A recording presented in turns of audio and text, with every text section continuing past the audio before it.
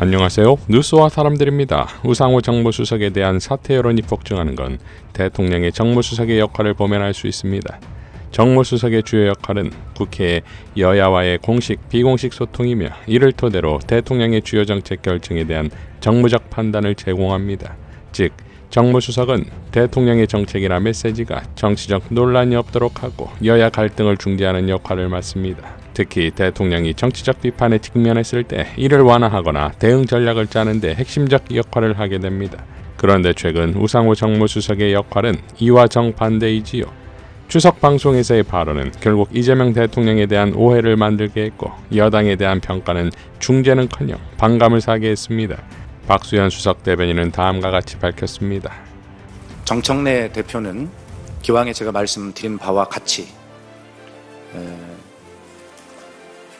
대통령실과 거의 매일 필요하면 하루에도 두세 차례씩 빠짐없이 소통하고 있다라는 말씀을 드립니다.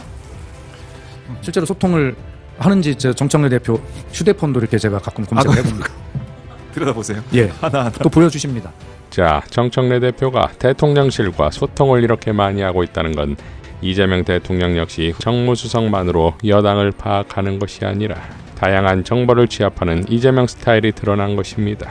그러니 우상호를 레드팀으로 쓰고 있는 것이 아니냐는 추정과 아니면 정무수석 본인이 자기 정치를 하고 있다는 뜻이 됩니다.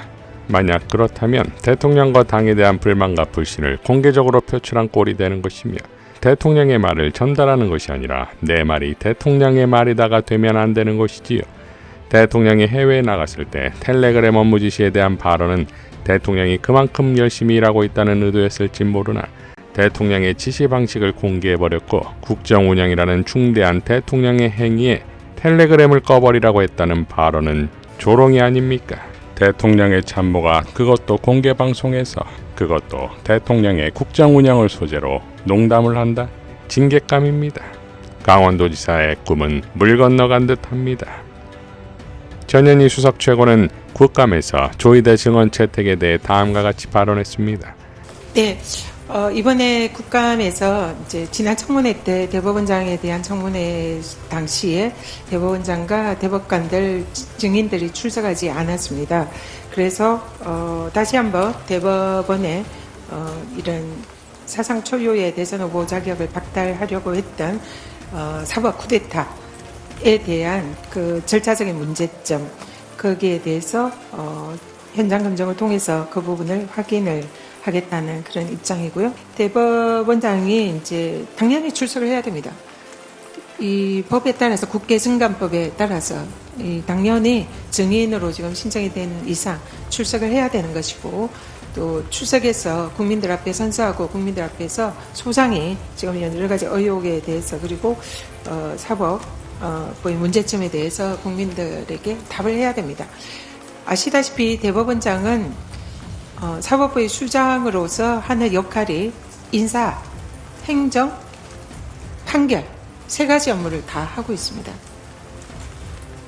지금 판결의 내용에 대해서는 거기에 대해서 당부에 관해서는 사법부가 입법부가 거기에 대해서는 관여를 할 수는 없지만 인사와 행정 절차적인 부분은 이거는 국민의 대리인인 입법부의 감사에 속한 사안입니다. 그렇기 때문에 그러한 역할을 하는 대법원장이 당연히 국민을 대신해서 묻는 국회의 질문에 응답할 의무가 있습니다.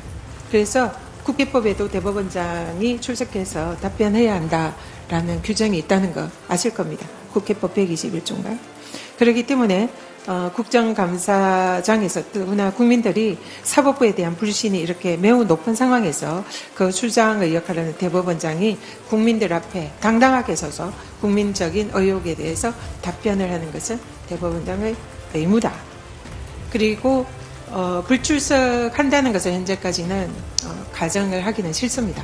당연히 출석을 해야 되기 때문에. 그래서 근데 만에 하나 출석을 하지 않고 거부를 한다면 역대 국감에서 대법원장은 출석을 항상 했습니다. 출석을 해서 모두 발언하고 국회의 상임위원장의 양해를 구해서 퇴정을 한 겁니다. 그렇기 때문에 이번에 그런 양해는 없다. 그렇기 때문에 당연히 출석해서 증인으로서 선서를 하고 증언을 하셔야 한다. 이 말씀 드리고요. 그렇게 하지 않을 경우에는 국회법에 정해진 절차가 있습니다. 일반 증인들과 마찬가지로 국회법에 따른 절차를 충실히 이행을 하겠습니다. 탄핵 여부에 대해서는 아직 검토한 바는 없습니다만 그 부분에 관해서는 국민들이 판단을 하실 거다 생각합니다. 정청래 대표는 다음과 같이 추석 민심을 전했습니다. 추석 민심 1. 이러다 윤석열 풀려나게 생겼다. 윤석열 풀어주면 절대 안 된다. 나중에라도 사면하면 안 된다. 내란범들은 확실하게 처벌해야 한다. 호남 추석 인사 때 추석 민심이 검찰청 해체되어 좋긴 한데 검찰개혁이 불안하다. 이러다가 흐지부지 되는 거 아니냐. 이번에 못하면 앞으로도 절대 못한다. 그럼 민주당 폭망한다. 민주당 지지자들을 다 이렇게 생각한다. 마포지역구 30대 여성. 추석 민심 3. 민생지원금 소비 쿠폰 덕분에 장사가 잘 된다. 매출액이 30% 늘었다. 손님들도 많이 오고 오랜만에 기분 좋다. 이런 거 자주 했으면 좋겠다. 마포 망원시장 상인. 추석 민심 4. 내란당은 입이 10개라도 할 말이 없을 텐데 너무 뻔뻔하고 염치 없다. 빨리 해체시키지 않고 뭐하고 있냐. 나라 좀 먹는 자들이다. 개혁은 확실하게 빨리 해치워라. 언제까지 시간 끌 거냐. 민주당도 요즘 답답하다. 민주당 지지자. 추석 연휴가 끝났고 이제 정청래 민주당의 진격이 시작됩니다. 다스베이다의 한 장면으로 마무리하겠습니다. 이재명 대통령과 정청래 대표가 지금 갈등하고 있다. 이런 기사 있잖아요. 그거는 영어로 간단하게 말씀드리겠습니다.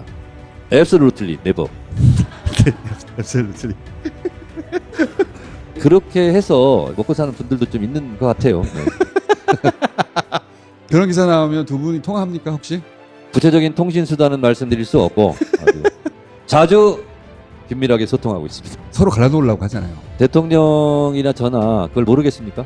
네, 꿈 깨시기 바랍니다.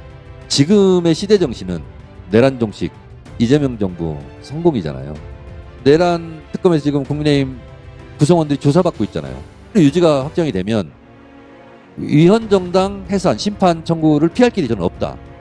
당대표가 그 말을 왜 하냐고 뭐라 하는 사람이 있어요.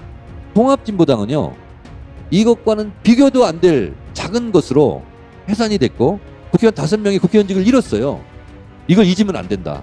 이재명 정부가 성공하려면 지방선거 이겨야 되고 총선 이겨야 되고 다음 대선 이겨야 되잖아요. 그래야 이어서 개혁도 하고 국가도 발전시키고 기약이 되잖아요. 그래서 저는 지방선거 승리, 여기에 모든 초점이 맞춰져 있어요. 그 과정에서 혹시 섭섭한 부분이 있을 수 있어요. 근데 그것은 전략 전술적으로 그렇게 하고 있다. 이상 뉴스와 사람들이었습니다. 시청해 주셔서 감사드립니다.